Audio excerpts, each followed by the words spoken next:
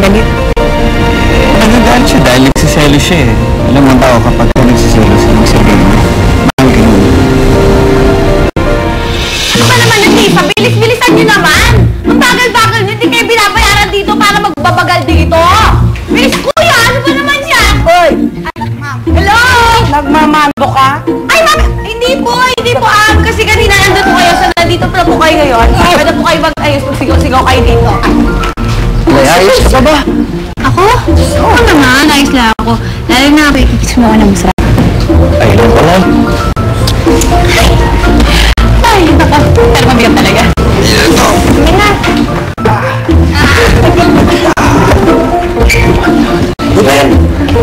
Ruben! Parinig niya! Ay, ano ka? Aksidente na ba si Karen? Pambira ka. Parang inaantay pa ma-aksidente yung tao. Ano siya ka eh? Yan ang sabi nung manguna may kulay-kulay ang buhok, di ba? Hindi naman ako naniniwala rin eh. Pwede ba mo maisipin yan? Dami-dami pa ibababang kaon eh. Sige na. Ito ba? Oo, matahan. Kailangan nyo nung pumirma dito. Ay, ito po. Maghintay ka lang ng konting panahon, Ruben. Mapapaniwala din kita. Sa palagay mo, napatawad lang mo ni Fatima.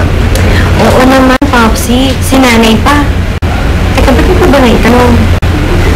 Akala mo kasi galit pa siya sa amin ni Stella eh. O kaya baka gusto pa niyang gumanti. Baka lang naman. Ako, Popsi, hindi naman ganyan si nanay. Alam nyo, sabi pa nga ni nanay sa akin, nakalimutan ko na daw lahat ng nangyari sa inyo. Kasi hindi naman daw po yung mahalaga eh. Eh, anong mahalaga sa kanya? Yung magkasama kami. Yun po ang importante daw po sa kanya. Alam nyo, kung sinabi niya sa akin, yun natouch na ako. Naku, mukhang walang kalam-alam si Joanna sa mga kabalbalan ni Fatima.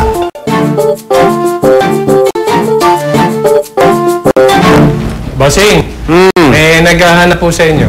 Sino raw? Singing telegram daw eh. Singing telegram? Sir, kayo po ba si Mr. Carlos Manansala? Ako nga. Ay, siya pala eh.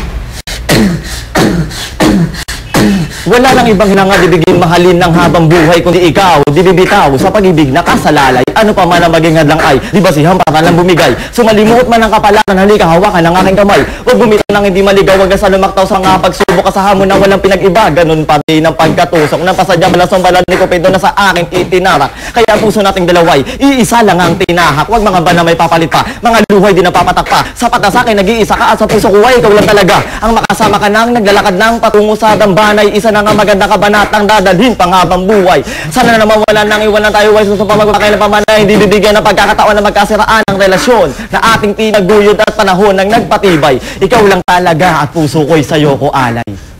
Wow! Galing. Oh, sweet naman yan ah. Sino nagpadala sa inyo?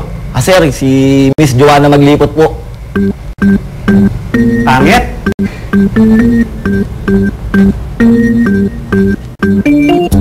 Ang pangit yung tatlo. Ang pangit ng kanta nyo, ang pangit ng boses nyo, ang pangit ng rap nyo, ang pangit nyo! Ba't nyo ba kinakampihan yung babae yun, ha? Ha? Ha? Pangit nyo magsilaya sa kayo rito? Sir, ginagawa lang muna namin yung trabaho namin. Ganon. Pangit ka pa rin. Pangit! Dito, ang pangit kayo! Ang pangit-pangit mo. Ang pangit-pangit mo kasi ang pangit-pangit mo. Ang pangit. Hoy! Tigil nyo na yan! Ano gusto ni Carlos yung ginawa ko? Dapat lang ano, kung hindi, tatamaan siya sa akin. Joanna! O, Manang! Joanna! Naku, ano yung sige telegram mo? Ayan, nadumating. Ha?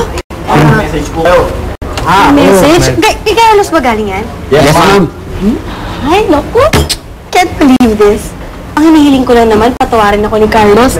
Pero tignan niyo, nagpadala pa siya ng singing telegram. Naku! Parang sweet talaga ni Carlos. Aber, parinig nga. Ay, gandahan niyo yan ha? Sige. Lahat ng aming sasabihin, sinabi niyang pasigaw.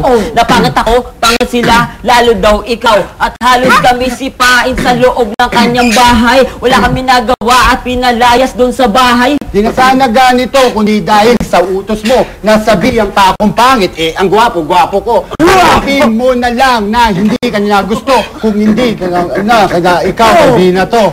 Ungaling ka daw at timer ka pa. Umaasa ka na magbabalik pa siya. Ganyan ang kanyang sinabi bago kami paalisin. Wala kami nagawa, kundi ang utos niya sundin. Break it down. Enough! Mga walang ya kayo, kumalpa kayo! Ayos! Sabi ko, pagkantayin yung kanta nyo, tapos kuha na ng pinagsasabi nyo, ha? Siguraduhin mo yung luwagan mo yan ng mabuti. Ay, maluwag. Patay na. Maluwag na ba? Maluwag na lang. Okay na yan. Ayan. Sige. Oh, salamat ah. Sige po.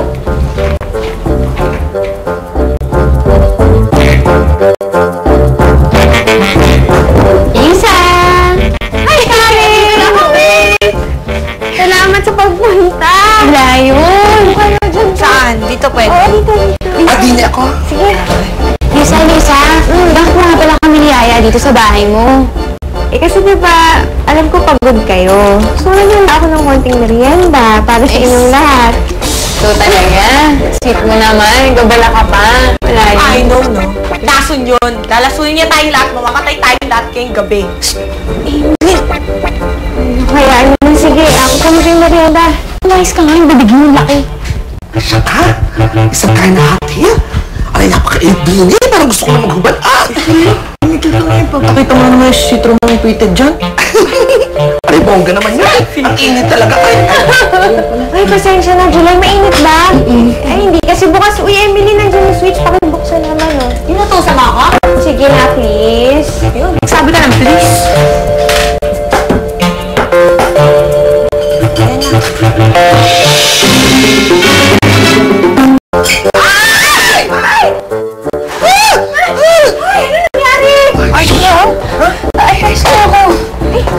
Hindi ako magiging okay. Iyakap mo ako.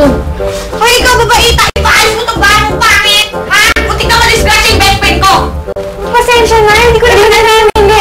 Okay lang, okay lang! Eh, pakalain niya itong lahat! Lalasunin niya tayo, di tayo namatay sa lakas ng silent. Emily, ano ba? Nangyayari talaga yung mga aksidente na ganyan. Huwag mo sisihin si Lisa. Wala naman siyang kinalaman dun eh. Okay lang ako, okay lang. Okay lang. Oo, okay lang. Sige na. O, kumain na tayo. Ayusin na natin yung mamaya. O, sige, dito na. Dito na. Ruben, masyadarinig ka na. Alay, wala ka bang naisip ako sa biyari? Kaya ano ba naisip ko ko? Alay, hindi kaya senyalis niya. Sinyalis na alin? Hindi ba kayong sinabi ng madam? Bakit ba ka naman maniwala ron eh? Hindi naman totoo yung sinasabi ni Madam Estrelita eh. Talagang matigas ka, Ruben, ha? Sige, bibigyan kita ng mas matindi pa. Tingnan lang natin kung hindi ka pa maniwala. O, Roman, ilan na? Ay, 50 yung malalaki, madam, tapos 60 yung maliliit. Ang dami! At ang dami talaga umu-order.